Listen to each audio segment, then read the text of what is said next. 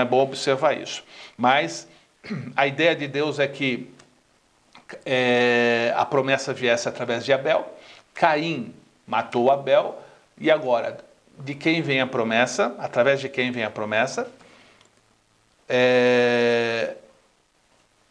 Aí a promessa viria através da continuidade, que seria Sete. Você pode observar aí o mapa, ele mostra o Éden, que eu já citei aqui. O Éden, ele era banhado por 4 rios, o Éden inicial, porque o Éden seria todo o planeta. O projeto de Deus é que todo o planeta fosse o Éden, mas o Éden inicial é banhado por 4 rios, dentre eles o Tigre e o Eufrates, que existem até hoje. Os outros dois, a gente não encontra mais, provavelmente secaram após a queda, existem muitas teorias. Mas você tem no mapa aí a região da Mesopotâmia, que existe até hoje, ali está o Iraque, ali está o Irã. Então essa região é habitada, os rios continuam, e esse é o início do Jardim do Éden. Só para você ter uma ideia de como é que dessa situação. Então, continuando o Gênesis, a análise do conteúdo, nós temos a genealogia e morte dos patriarcas, o dilúvio, a descendência de Noé. Você tem nessa imagem aí, eu não vou falar sobre isso, e é uma tabela que mostra um ano e pouco, né? Exatamente 1 ano e 17 dias, segundo esse cronograma aí do dilúvio. Então ele mostra desde a entrada da arca, os 150 dias até pousar no Ararat, depois mais 150 dias até acabar toda a água, e é uma tabela interessante. Isso tudo vem do Antigo Testamento em quadros do John Walton. Você ter isso na sua biblioteca é fundamental. Eu uso muito esse livro para dar aula, para estudar e para dar aula. Então nós temos aqui, continuando a análise, a história do povo escolhido, a vida de Abraão. Então Deus chamou Abraão. Para os judeus foi o primeiro judeu. Então se perguntar quem foi o primeiro judeu? Abraão. Embora judeu é um termo utilizado durante o cativeiro babilônico e pós-cativeiro babilônico. Mas isso é chamado anacronismo, né? Vamos chamar Abraão de judeu, porque deu origem aos judeus. Ele foi o primeiro a se circuncidar, e Deus falou que dele abençoaria todas as famílias da terra, da sua descendência, todas as famílias da terra seriam abençoadas. Então, o chamado divino de Abraão, a história de Abraão e Ló, e a continuidade, né? Abraão gerou Isaac, Isaac gerou Jacó, e Jacó gerou 12 filhos, e esses 12 filhos casaram e deu origem a 12 tribos, e tribo não tem nada a ver com índio. A palavra tribo significa clã, significa grande família.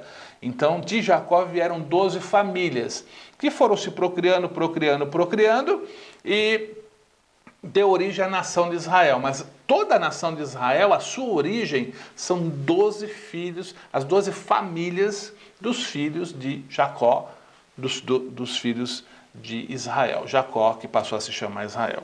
Então, o Gênesis vai falar sobre Abraão, vai falar sobre Isaac, vai falar sobre Jacó, e Gênesis termina com José. Gênesis termina com a história de José, que é um dos filhos de Jacó, e como ele foi usado por Deus para cuidar praticamente foi o salvador do mundo daquela época, né? Haveria 7 anos de fome e Deus usou José para salvar o mundo. Agora, nessa outra imagem, você vê que a promessa, Noé teve 3 filhos, Sem, Cam e Jafé. Não fala Cão.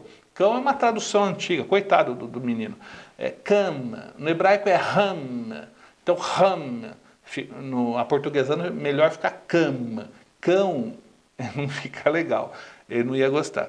Então, Sem, Cam e Jafé. A promessa, ela seguiu Sem. O Messias, Jesus, ele vem dos semitas.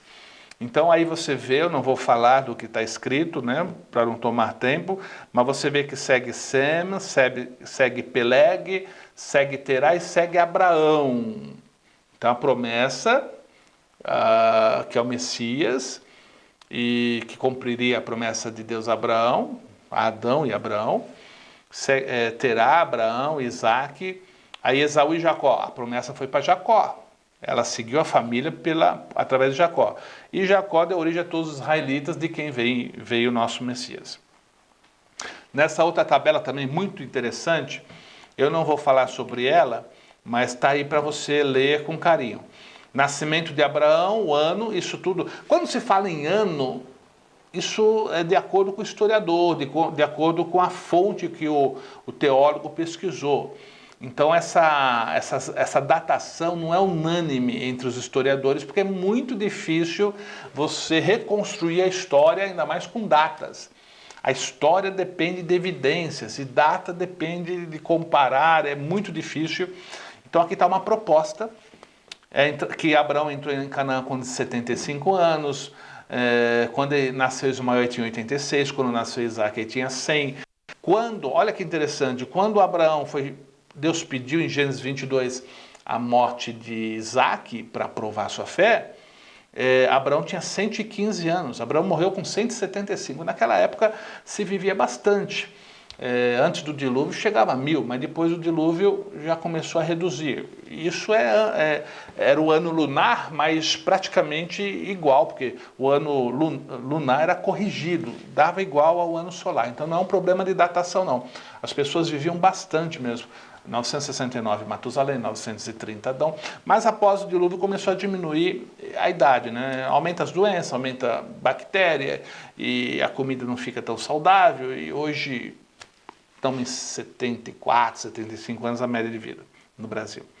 Bom, Monte Moriá, ele tinha 115 anos, e o Isaac não era um garotinho, tinha 15 anos de idade. E aí você vê a tabela, e é interessante você comparar. Quando aconteceu com Abraão, que idade tinha Isaac? Quando aconteceu quando morreu Abraão, qual era a idade de Jacó? No caso, Jacó tinha 15 anos. Então essa tabela é muito legal para você acompanhar essa história. E vai o nascimento de José, a morte de Isaac. Então você faz essa comparação. Quando aconteceu com Isaac, quantos anos tinha Jacó, quantos anos tinha José? Faz essa comparação, que é bem interessante, bem divertido, para você se situar na história. Bom, aí nessa imagem, para fechar, nós temos a família de Abraão. É um gráfico muito bom que eu achei nessas minhas pesquisas e eu compartilhei com você. Então Terá gerou Abraão, que gerou Isaac, e Isaac casou com Rebeca, gerou Esaú e Jacó, e claro que a gente está analisando a ascendência do Messias.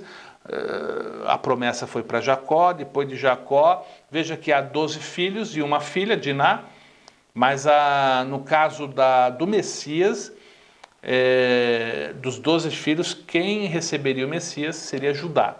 O Senhor Jesus, nosso Messias, ele é descendente de Judá.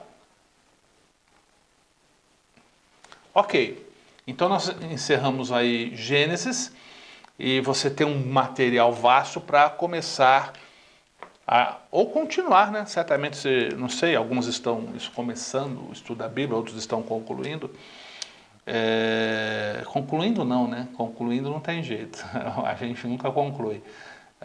Uns estão começando, outros estão continuando, né? Concluindo, acho que é só lá no céu a gente conclui, porque aqui tem que estudar sempre. Enquanto eu não colocar a tampa do caixão, nunca deixe de estudar, ou seja, em cursos sistemáticos, instituições de ensino, ou formal ou informal, na igreja, nunca pare de estudar. Bem, vamos estudar agora Êxodo. Êxodo é o segundo livro da Torá, e